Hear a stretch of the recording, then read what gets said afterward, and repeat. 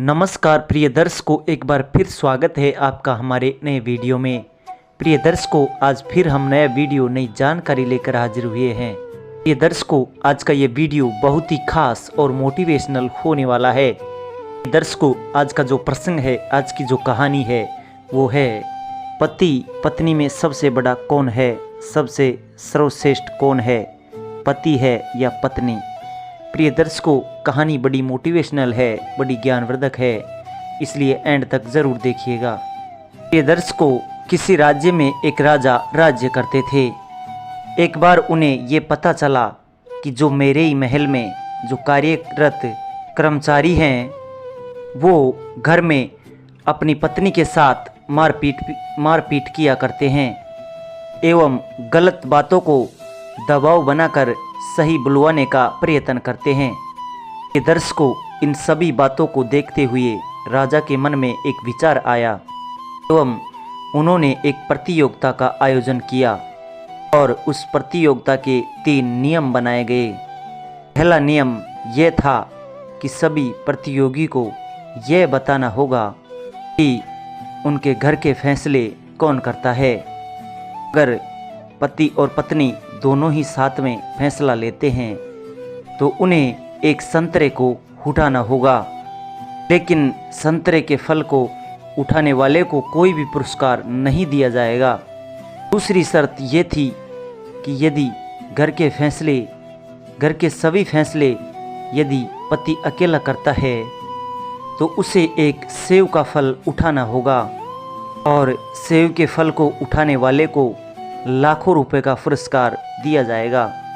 दर्शकों, प्रतियोगिता का तीसरा नियम यह था, कोई अपनी पत्नी को प्रताड़ित करके अपनी बातों को अगर उससे मनवाता है तो उसे आजीवन जेल के अंदर रहना होगा।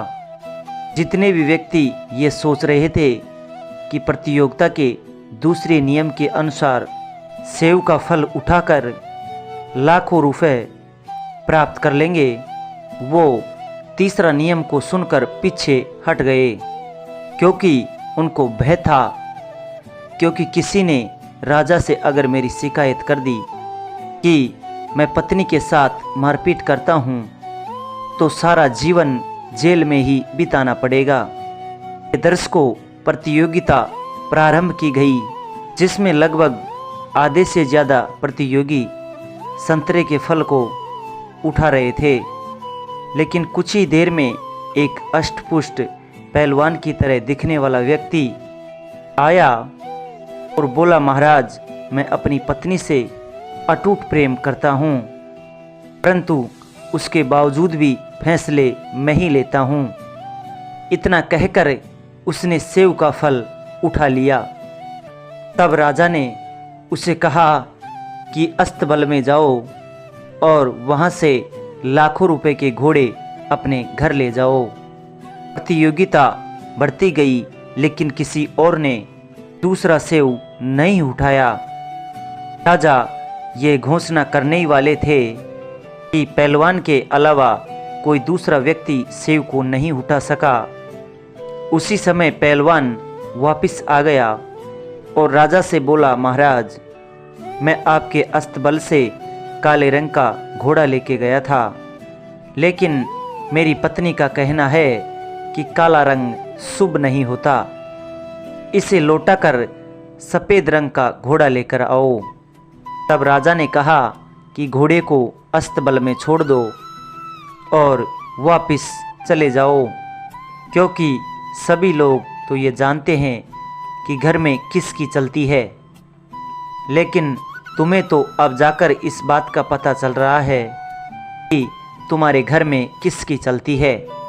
दर्शकों, राजमहल में अब 2 ही ऐसे लोग बचे थे जो प्रतियोगिता में शामिल नहीं हुए थे, और वो थे राजा और राजा का सेनापति। लेकिन किसी का इतना साहस नहीं था कि वो उन दोनों को प्रतियोगिता में शामिल होने के लिए बोल सके और उनसे पूछ सके कि उनके घर में कौन फैसला लेता है। पश्चात राजा ने सेनापति को भोजन के लिए बुलाया और उसे भोजन के पहले ही सेव और संतरे खाने को दिए। अब सेनापति ने सेव को उठाया और सेव को उठाते ही उसके चेहरे में एक चमक सी आ गई। अब राजा ने इसका कारण सेनापति से पूछा तो सेनापति ने कहा कि महाराज, उठाना तो मैं संतरा ही चाहता था, लेकिन मेरी पत्नी ने कहा था कि इस प्रतियोगिता में अगर आपको शामिल होने के लिए कहा जाए तो आप सेव का फल ही उठाना, नहीं तो सब लोग क्या सोचेंगे कि इतने बड़े राज्य का सेनापति है और इसकी अपने ही घर में दाल नहीं गलती। देर बाद सेनापति राजा से पूछते हैं, महाराज, आपने पुरस्कार के तौर पर लाखों रुपए का घोड़ा क्यों रखा था, जबकि इसके बदले सोने चांदी की मोहरें भी रखी जा सकती थी। राजा ने कहा कि मेरा मन तो सोने का सिक्का रखने का ही था, लेकिन महारानी कहने लगी, महाराज, पुरस्कार के लिए घोड़े ही रखना। ये सुनते ही सेनापति और राजा दोनों एक ही साथ हंसने लगे। फिर राजा ने कहा कि अगर मैंने महारानी की बातों को न माना होता तो ये पहलवान कभी भी वापस लौट कर नहीं आता और सत्य का भी पता नहीं चल पाता। दर्शकों, इस कहानी का तात्पर्य है कि जिस घर में पति और पत्नी दोनों की सहमति से कार्य होते हैं, वहाँ पर सुख समृद्धि बनी रहती है। इसलिए पति और पत्नी दोनों को ही बराबर का सम्मान देना चाहिए। परंतु अगर धार्मिक ग्रंथों के अनुसार देखा जाए तो नारी को ही सर्वश्रेष्ठ माना गया है, क्योंकि जहाँ नारियों को सम्मान मिलता है वहाँ देवता निवास करते हैं। लेकिन नारियों के विषय में महान पंडित चाणक्य जी कहते हैं कि वह नारी जो दुष्ट स्वभाव की है या कुसंस्कारी है या फिर चरित्रहीन है, जो स्वार्थी एवं लालची है, उसमें अनेक अवगुण विद्यमान हैं, ऐसी नारियों से व्यक्ति को दूरी ही बनाकर रहना चाहिए। दर्शकों, नारी का स्वभाव निश्चय निस्वार्थ हो, पति धर्म को समझने वाली हो और अवगुण उसमें विद्वान ना हो।